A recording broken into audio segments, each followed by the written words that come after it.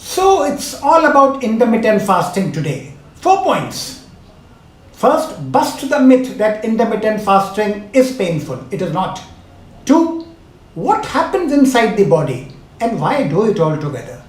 3, what to expect when you start? And 4, tips from my experience. Let's start.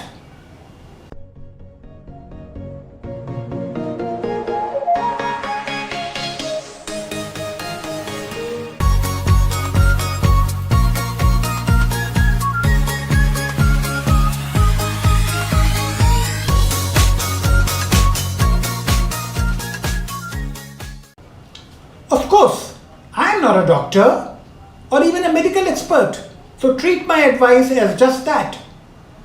Coming from a guy who has benefited from it. If that makes sense, Google more. Gather facts as relevant to you and your case and share it with your doctor. So the first is, why go through all that pain? Or isn't it a myth that intermittent fasting must be painful? Of course it is. What has been my experience? I started off by intermittent fasting in a moderate way, eating in a restricted time window. I started off with an 8 hours eating window in the 24 hours of the day. Nowadays, I eat only within a 3-hour window, between 12 noon and 3 p.m. But no eating outside of this. Within this, I eat 2 times. I stick to this plan about 5 days a week. Now, don't go away saying, oh God, this body punishment is not for me. Now, this is important, really important. Do I look to you as someone who's been subjecting himself to misery for 21 hours a day? For whatever reasons? No way. So how do I manage it? How do millions of Muslims go without food for about 14 hours a day for a whole month of Ramzan each year?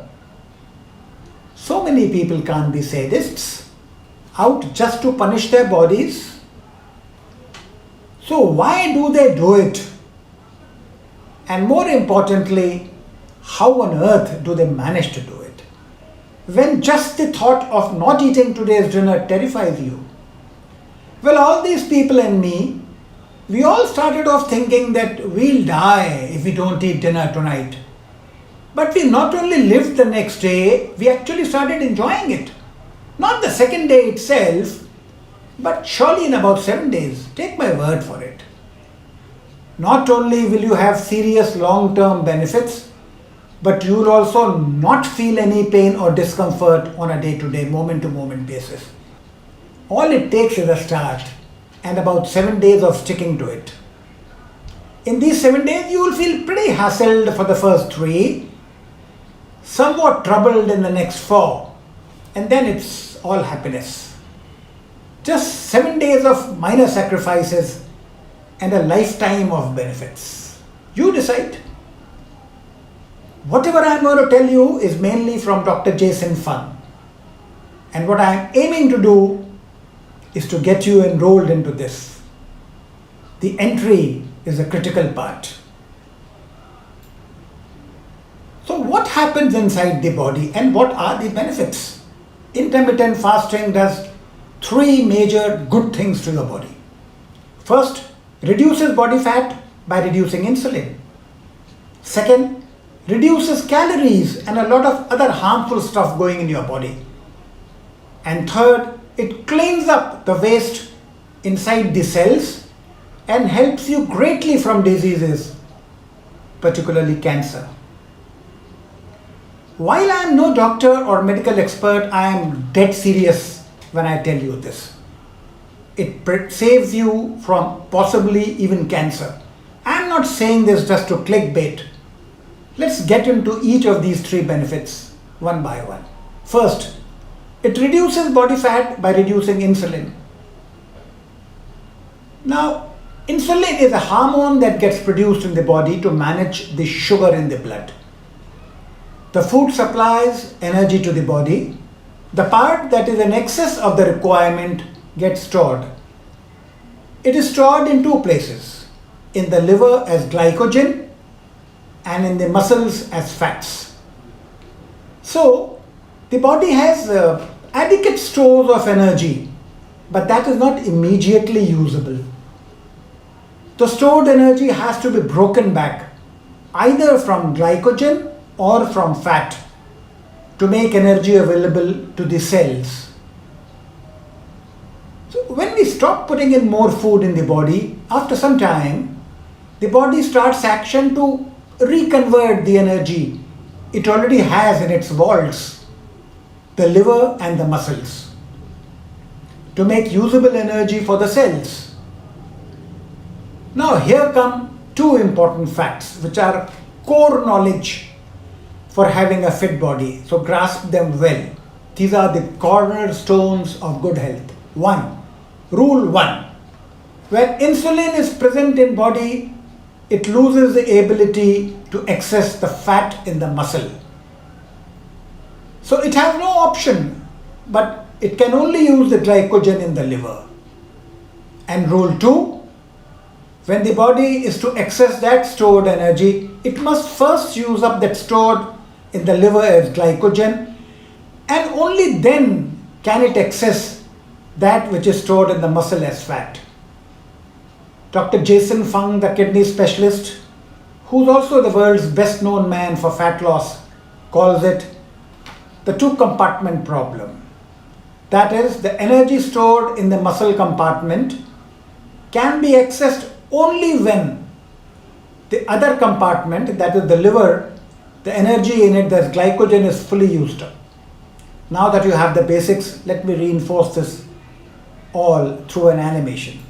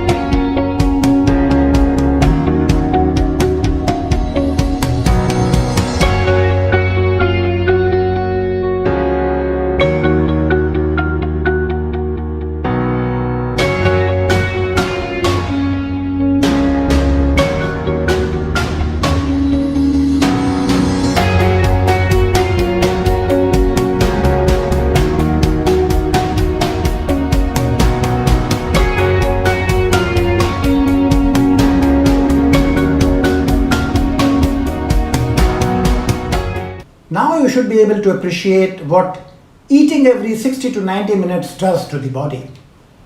So what's the solution? Make sure production of insulin in the body is reduced. What else? Body must get at least 14 or so hours without any insulin. I must add here that this may not be a good idea for patients having a heavy onslaught of diabetes who must maintain steady blood sugar. In any case, you should speak to your doctor before making any changes to your diet. In my case of the eating window being of 3 hours in a day, I get 21 hours of respite from insulin. Also know that increased weight and decreased mobility and flexibility are not the only bad effects of body fat. Body fat also causes several other diseases like body inflammation, being the worst of them. It's also a good idea to keep that in check. The second benefit of intermittent fasting is reduction of calories. If you get to eat in only 4 to 8 hours in a day, you simply can't eat that many calories as you will when you eat 24 hours. It's a no-brainer. Intermittent fasting not only reduces calories because you get less time to eat, but also because it usually cuts off snacks which are made of harmful oils and offer no nutritive value at all, but have high calories. So reduction of snacks and fast food automatically results in reduction in intake of trans fats and vegetable oils. And I know that these two are the real devils of food. The third benefit is autophagy or autophagy. As a word, it means self-eating. Crudely speaking, it means the body eating itself. Now, the body doesn't really eat itself, so relax. But when there are no calories going inside the body starts looking for energy in all places. In this search, it finds energy hidden inside the cell. Here I am not talking of the fat in the cell, of which I have already spoken. No, there is another source of energy inside the cell. Autophagy uses this. So let me tell you more about it. As in any household, there is a lot of waste produced in any cell on a 24/7 basis. This waste, like a waste in the house, is a mix of two types of stuff. Stuff that is not usable even when recycled, and stuff that is usable when recycled. The part that is usable includes shades of energy that has landed up there as garbage inside the cell. The part that is not usable is usually misfolded proteins and other rotten stuff coming out of your daily metabolism, which have the potential of starting diseases, particularly cancer. So when the body is not getting energy from the liver, it starts looking for it from other sources. In that search, it finds shades of energy in the part that is recyclable, inside the garbage pack of the cell. It puts the whole package to recycling, during which process it recovers the recoverable energy for use and makes arrangement for final disposal of the harmful part, that is the misfolded proteins. The result is that you get some energy out of it, but what is more important is that the unusable waste of the cell, the one that had great potential of starting diseases like cancer, are thrown out of the body. Your body gets to clean itself up and start internal repair and growth. So there they are, three major benefits. The positives are high, very high. Now how about the pain? Well, that's very low. Actually, there is no pain worth its name. I'll tell you my experience, which is the same as is of millions of others. After you decide to do intermittent fasting, you get an exhilarating sense that comes out of accepting a doable challenge with great potential benefits. Within about 2 hours of eating, when it is time for you to nibble some snacks, that sense of exhilaration is put to test. Somehow you resist that temptation and do not have snacks. Now in another 2 to 3 hours, it is time for another meal. Now the real trouble starts. The tummy starts rumbling. Mind you, there is no pain or discomfort, but just a voice in the head that you must eat something, else the hunger will just go on increasing. So what is happening? Is your body being really weakened only because nutrients have not been ingested for about 4 to 5 hours now?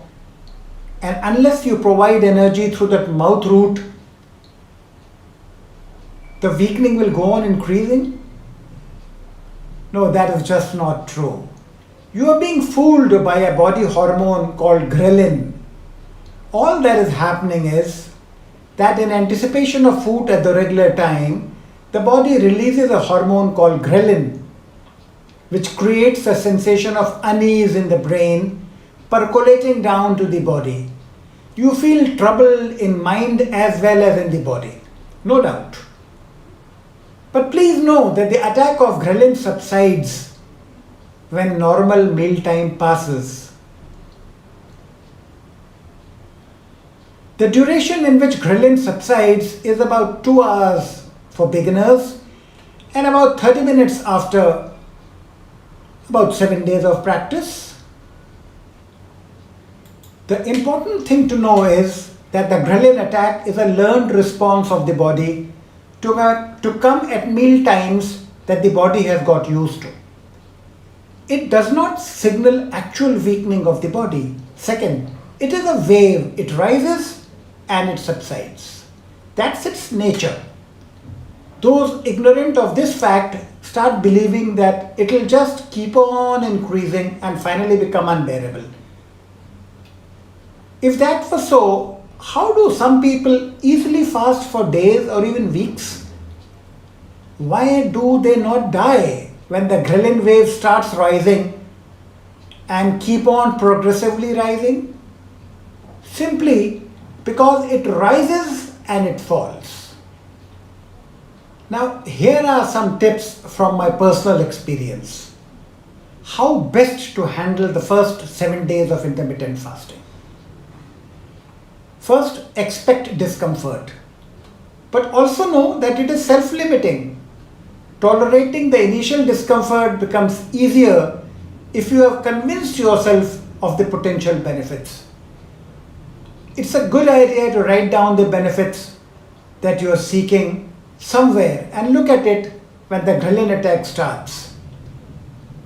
These are the benefits: control of blood sugar, control of calories, loss in weight and body fat, reduction of harmful stuff going inside the body, internal cleansing of the body, self-repair, etc.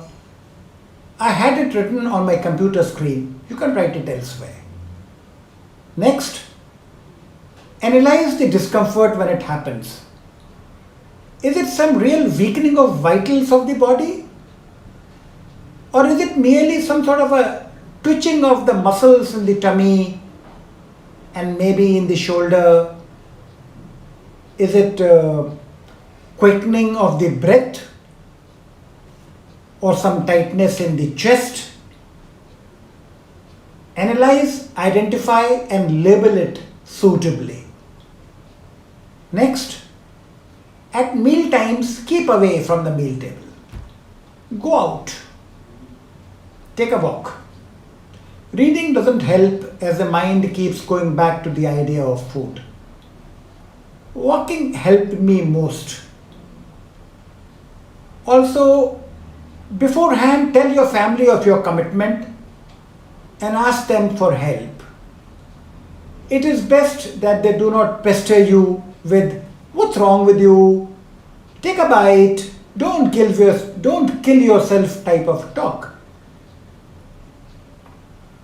Also, drink some water, preferably tepid, warm water.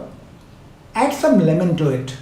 Better still, add some apple cider vinegar to it. When the hunger pangs have passed, take time to do two things. These two.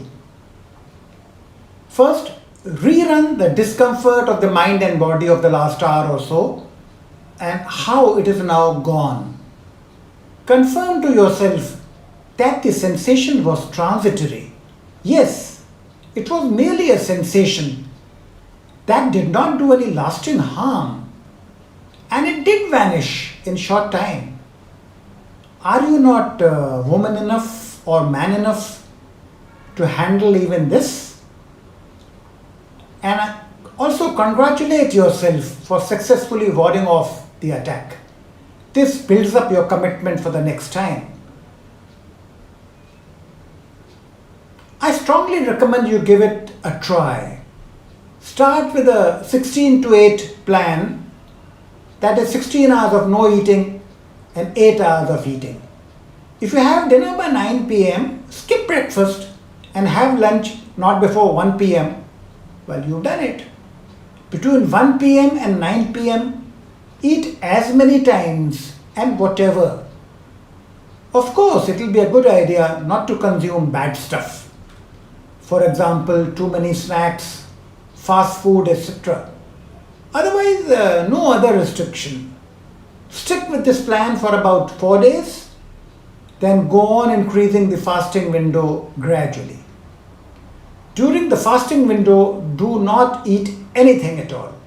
In that window, you may have water with some lemon and or apple cider vinegar, or have black tea or coffee. No milk and sugar, please. The aim is to avoid anything going in the body which would start the rise of the insulin. Intermittent fasting is very, very powerful stuff. It removes a lot of negatives from your body at practically no cost. As for its uses and ease of doing, take my word that it is pretty simple to get used to. All it takes is just 7 days. What it gives is a lifetime of good health. Good luck.